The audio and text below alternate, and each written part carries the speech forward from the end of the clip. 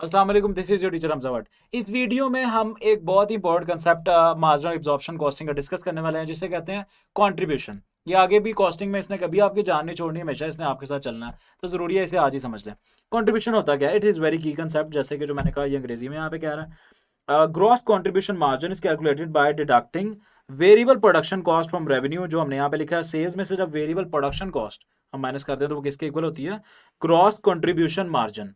ठीक है। और अगर इसमें से ग्रॉस कंट्रीब्यूशन मार्जिन में से जब सेल्स में से हम टोटल वेरिएबल कॉस्ट जो प्रोडक्शन और नॉन प्रोडक्शन हम माइनस कर दें, तो हमारे पास क्या आ जाता है? Contribution margin. मतलब सेल्स में से सिर्फ वेरिएबल प्रोडक्शन कॉस्ट अगर माइनस कर रहे हैं तो ग्रॉस कंट्रीब्यूशन मार्जिन आता है। और अगर सेल्स में से प्रोडक्शन और नॉन प्रोडक्शन दोनों वेरिएबल कॉस्ट हम माइनस कर दें तो कंट्रीब्यूशन मार्जिन आता है। सॉरी।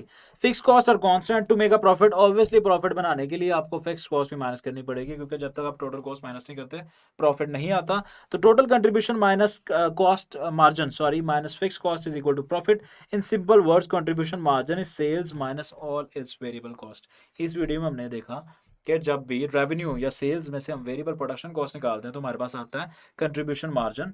और जब हम नॉन प्रोडक्शन कॉस्ट भी उसमें से निकाल दें, सेल्स में से, मतलब प्रोडक्शन और नॉन प्रोडक्शन कॉस्ट दोनों निकाल दें, तो आता है कंट्रीब्यूशन मार्जिन। और जब कंट्रीब्यूशन मार्जिन में से हम फिक्स कॉस्ट भी निकाल दें तो आता है प्रॉफिट। तो कंट्रीब्यूशन मार्जिन की डेफिनेशन क्या हुई? Sales minus all of its variable cost. ये इसकी है डेफिनेशन। ठीक है जी, ये आ गई इसकी डेफिनेशन। आगे चलते हैं, हम इसको थोड़ा डिटेल में देखते हैं।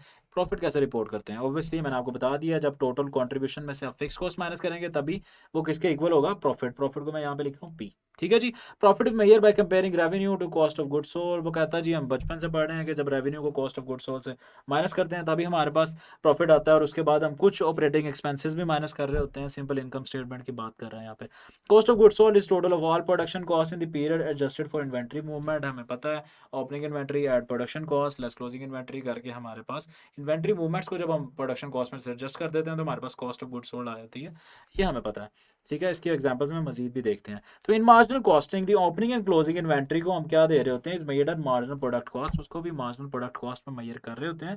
और cost per units includes the variable cost of production. और ये हमें पता है कि जो मार्जिनल कॉस्टिंग में कॉस्ट पर यूनिट में हमारे पास डायरेक्ट मटेरियल आ रहा होता है, डायरेक्ट लेबर आ रही होती है, डायरेक्ट एक्सपेंस आ रहा होता है, और वेरिएबल प्रोडक्शन ओवरहेड आ रहा होता है। ठीक है। तो इस वीडियो में हमने देखा कि हमारे पास कंट्रीब्यूशन मार्जिन किस तरह निकलता है। ठीक है। टोटल कंट्रीब्यूशन किस तरह निकलता है, उसमें से फिक्स कॉस्ट माइनस करके टोटल प्रॉफिट कैसे निकलता है। ठीक है। और कॉस्ट ऑफ गुड सोल्ड में जब आप इन्वेंट्री की एडजस्टमेंट कर देते हैं, ठीक है, प्रोडक्शन कॉस्ट में से, सॉरी, जब आप ओपनिंग क्लोजिंग इन्वेंट्री की एडजस्टमेंट कर देते हैं, मतलब opening inventory at production cost less closing inventory जब आप कर देते हैं तो कॉस्ट ऑफ गुड सोल्ड आपके पास आ जाती है। ठीक है। इसको भी हमने एग्जाम्पल से समझना है, ये तो सिर्फ थ्योरी है ना।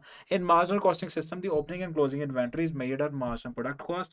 मार्जिनल कॉस्टिंग में आप ओपनिंग क्लोजिंग इन्वेंट्री को मार्जिनल प्रोडक्ट कॉस्ट पे लेते हैं। ठीक है। और कॉस्ट पर यूनिट में सिर्फ वेरिएबल कॉस्ट आ रही होती है।